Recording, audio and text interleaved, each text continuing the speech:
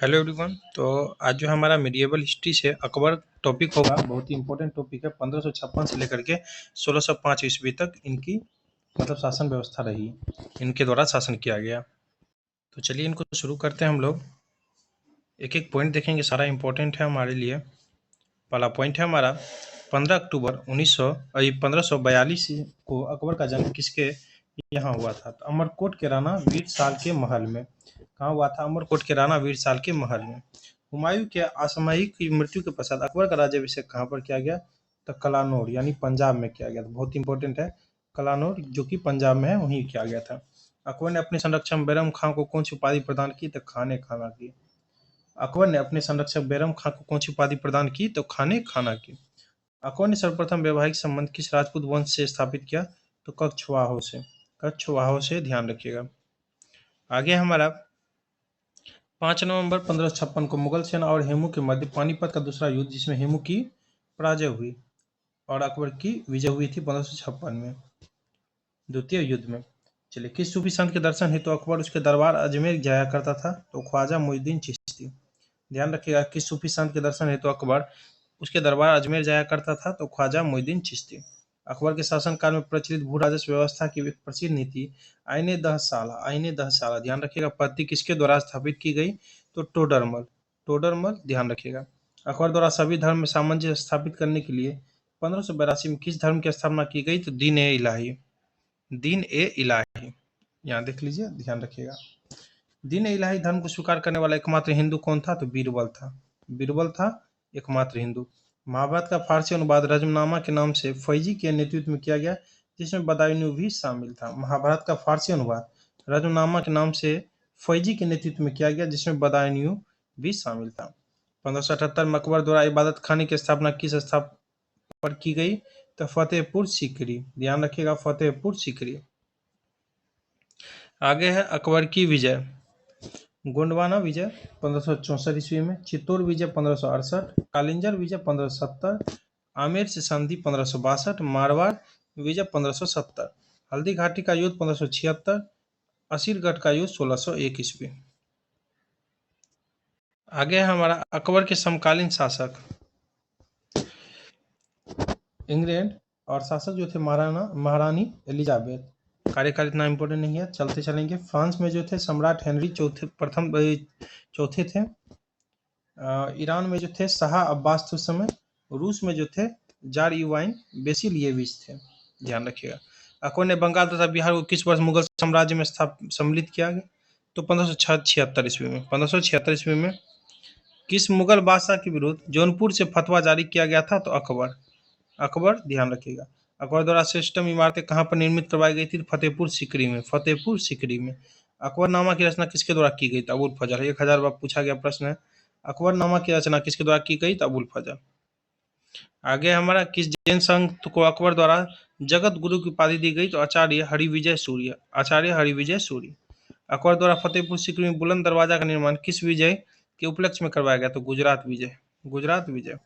America की खोज का उल्लेख किस मध्यकालीन भारतीय लेखक ने किया? तो अभी अबुल फजल ने किया। किसने? अबुल फजल ने। अकबर के महत्वपूर्ण कार्य देखते हैं। दास प्रथा का अंत 1562 में, अकबर को हरमदल से मुक्ति 1562, तीर्थ यात्रा कर समाप्त 1563, जजिया कर की समाप्ति 1564, राजधानी आगरा से फतेहपुर सीकरी स्थानांतरण यानी वहां से वहां दे दिया गया 1571, इबादत खाने की स्थापना 1575, इबादत खाने में सभी धर्मों का प्रवेश 1578, मजहर की घोषणा 1579, दीन इलाही की स्थापना 1582। ये ध्यान रखिएगा। इलाही संवत की शुरुआत 1583, राजधानी लाहौर स्थानांतरित 1585। नीचे हमारा अकबर के नवरत्नों में से एक तानसेन महान संगीताचार्य गुरु हरिदास के शिष्य थे। चलिए नेक्स्ट पॉइंट है हमारा प्रसिद्ध चित्रकार दशवंत किस मुगल सम्राट दरबार से संबंधित थे? तो अकबर।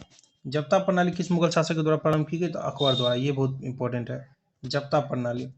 1576 ईस्वी में मेवाड़ के शासक महाराणा प्रताप तथा अकबर के सेनापति मानसिंह के मध्य हल्दी घाटी का युद्ध हुआ, जिसमें महाराणा प्रताप की पराजय हुई।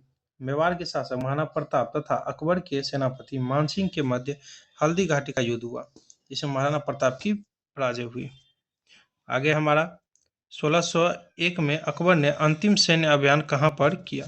तो असीरगढ़ का किला, जो कि खानदेश में था उस समय।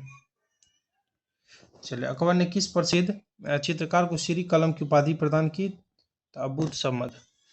बीरबल के बचपन का नाम? तो महेश दास, बहुत इंपॉर्टेंट है।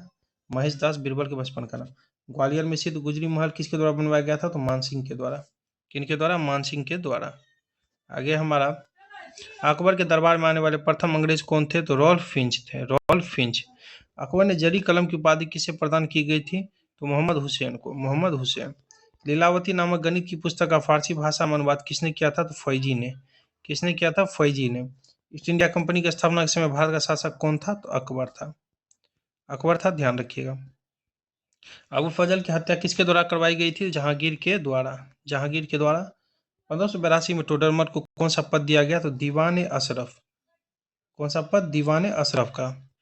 अकबर की प्रमुख विजय, पानीपत का द्वितीय युद्ध जो कि 1556 में विजय हुई थी।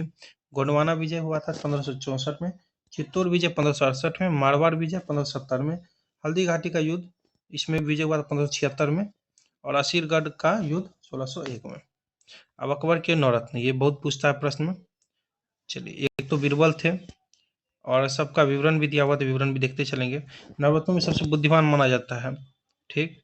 और अबुल फजल एक थे जो कि सूफी शेख मुबारक के पुत्र थे। चलिए, इतना इंपॉर्टेंट जो नहीं है, इन्होंने अकबरनामा व आईने अकबरी जैसे महत्वपूर्ण ग्रंथों की रचना की, ये ध्यान रखिएगा। फिर इसके बाद तानसेन, रामतनु पांडे इनका नाम था। मिर्जा तानसेन जन्म ग्वालियर में हुआ था। ये संगीत कला में अत्यधिक निपुण थे और अकबर ने इन्हें कंठाभरण वाणी विलास की उपाधि से सम्मानित किया था। उसके बाद अब्दुल रहीम खाने खाना, ये बैरम खां के पुत्र थे। इन्होंने तुर्की में लिखे बाबरनामा का फारसी में अनुवाद किया था। अकबर ने इन्हें खाने खाना की उपाधि से सम्मानित किया था, खाने खाना। चलिए, आगे हमारा मानसिंह, ये आमेर के राजा भारमल के पुत्र तथा भगवान दास के पुत्र थे। इन्होंने अकबर के साम्राज्य के विस्तार में महत्वपूर्ण भूमिका निभाई। इनकी मृत्यु 1611 ईस्वी में हुई थी। राजा टोडरमल, इनका जन्म अवध के जिला सीतापुर के में हुआ था और इनके द्वारा जो है भूमि सुधार किया गया था लगभग। इसमें कहना इनकी प्रसिद्धि का मुख्य कारण इनके द्वारा किए गए भूमि सुधार थे, बिल्कुल। आगे हमारा फैजी, ये अबुल फजल के बड़े भाई थे। इन्होंने महाभारत व श्रीमद् भागवत गीता का फारसी अनुवाद किया था तथा अकबरनामा नामक ग्रंथ की रचना की थी। नेक्स्ट है फकीर अजीउद्दीन, ये अकबर के निजी हकीम के एवं मित्र थे। नेक्स्ट है हमारा मुल्ला दो प्याजा, अपनी बुद्धिमानी व वाकपटुता के कारण वे नवरत्नों में शामिल किए गए। चलिए, आगे हमारा, अकबर ने भारमल की पुत्री हरखाबाई अथवा जोधाबाई से विवाह किया था, जिसने जहांगीर का जन्म हुआ जिसमें। चलिए, थैंक यू दोस्तों, wish you all the best.